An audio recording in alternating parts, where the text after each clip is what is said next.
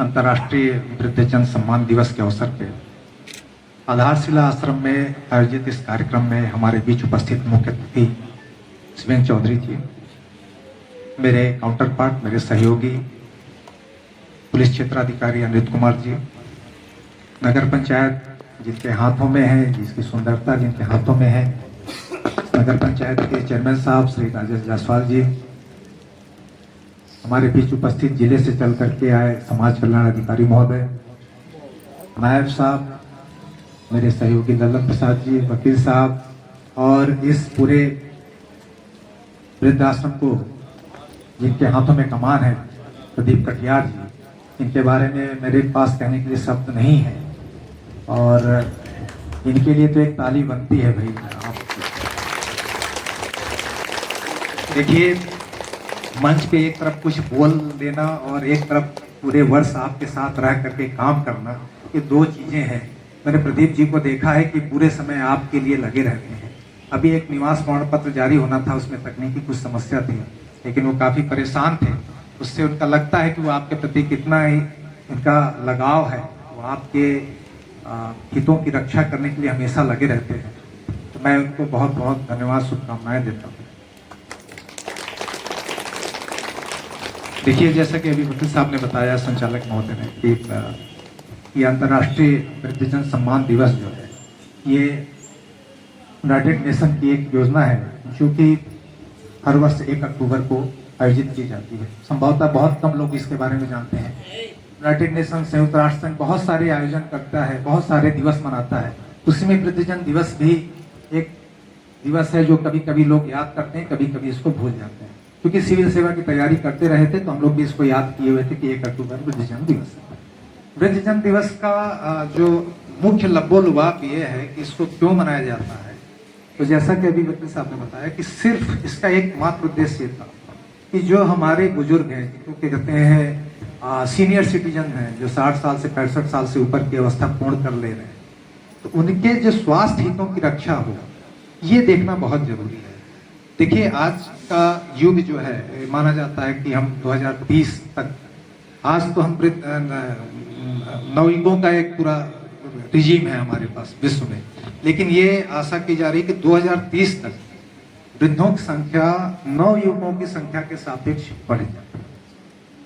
वो एक ऐसा विश्व होगा जहां पर नवयुवकों के सापेक्ष वृद्धों की संख्या अधिक होगी 2030 और 2035 के बाद से।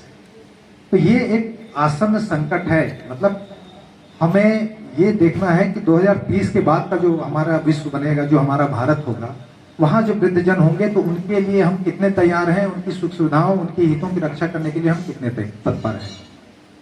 ये इस सोच विचार के ध्यान में रखते हुए यूनाइटेड नेशन ने इसको अंतर्राष्ट्रीय वृद्ध दिवस का आयोजन किया है।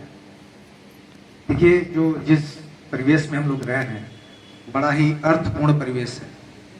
हम कोई भी चीज रखते हैं तो हमारा उसका सरोकार तब तक है जब तक वो हमें कुछ दे रहा है। ये हमारे पास मोबाइल है, ये मेरे लिए मोबाइल तब तक काम की चीज है जब तक इसमें नेटवर्क पकड़ रहा है, जब तक इसके सारे फंक्शन काम कर रहे हैं। मोबाइल का अगर नेटवर्क पकड़ना बंद कर दे, फंक्शन काम करना बंद कर दे, बैटरी खत्म हो जाए, तो हम इसको निकाल करके फेंक देते हैं। कुछ हद तक ये संबंध आज हम लोग वृद्धों के साथ भी यही चीज लोगों में बीच में देख रहे हैं। लोगों को मानते हैं कि 65-70 साल के बाद व्यक्ति की कोई उपादेयता नहीं रह जाती, इसलिए उनको उपेक्षा का शिकार होना पड़ता है। जबकि ये हमको देखना पड़ेगा कि ये समय जो आप लोग के सामने है, उस समय से हम लोगों को भी रूबरू होना है। रहे आदरणीय रंजीत चौधरी जी, आदरणीय लल्लन जी, और यहाँ पर उपस्थित हमारे संचालन कर रहे आदरणीय ध्रुव कुमार मिश्रा जी, और इस यहाँ पर उपस्थित हमारे क्षेत्र में अध्यापक रहे आदरणीय सतपाल सिंह जी, और यहाँ पर उपस्थित हमारे बीच में आदरणीय समाज कल्याण अधिकारी महोदय, और यहाँ सभी वृद्धजन, माता और पिता तुल्य सभी लोग यहाँ पर उपस्थित हैं। अभी बहुत देर से वृद्धजनों के बारे में बहुत सी बातें सामने आई हैं, हमारे ध्रुव कुमार मिश्रा जी जो एडवोकेट हैं, उन्होंने बहुत सारी बातों को बीच बीच में रखा है। आदरणीय प्रदीप कटियार जी ने जो संकल्प लेकर यहाँ पर काम करने का बीड़ा उठाया है वो बहुत ही सराहनीय है। उन्होंने जिस लगन और मेहनत के साथ आप लोगों के बीच में रह के आप लोगों की सेवा कर रहे हैं, ये बहुत बड़ा कर्म है। ऐसा कार्य कर रहे हैं जो एक पिता का एक पुत्र अपना सहयोग नहीं कर पा रहा है, ऐसे समय में आदरणीय प्रदीप कटियार जी यहाँ रह करके आप लोगों की सेवा कर रहे हैं। यह भी एक मनुष्य का बहुत बड़ा परोपकार है। इन सारी चीजों को देखिए, अभी आपके बीच में एसडीएम साहब ने बहुत सी बातों को रखा और एक गीत के माध्यम से भी आप लोगों को उत्साहित किया। बीच बीच में जो कार्यक्रम यहाँ होते रहते हैं उससे लोगों के मन बहलाव होते रहते हैं। यहाँ जो वृद्ध माता पिता के तुल्य हैं यहाँ पर उपस्थित हैं, उन सबका मनोरंजन कुछ न कुछ होते रहना चाहिए। आप सब देख रहे हैं, हम जाते हैं क्षेत्रों में, देखते हैं तमाम ऐसी परिस्थितियों के मारे हुए वृद्धजन हैं जिनके लड़के पढ़ लिए, बाहर जाके पढ़े और नौकरी लग गई, कोई अमेरिका चला गया, कोई रूस चला गया, कोई कहीं चला गया, वो अकेले घर पर रह रहे हैं। उनकी सेवा शुश्रूषा कौन करेगा, यह उनके बारे में कौन सोचेगा। उनके लड़के तो नौकरी कर रहे हैं। ये ऐसी परिस्थितियां बनती जा रही। ऐसी परिस्थितियों में बहुत से सारे लोग आहत के शिकार, अच्छे अच्छे लोगों के घरों को मैंने देखा जिनके लड़के बहुत पैसा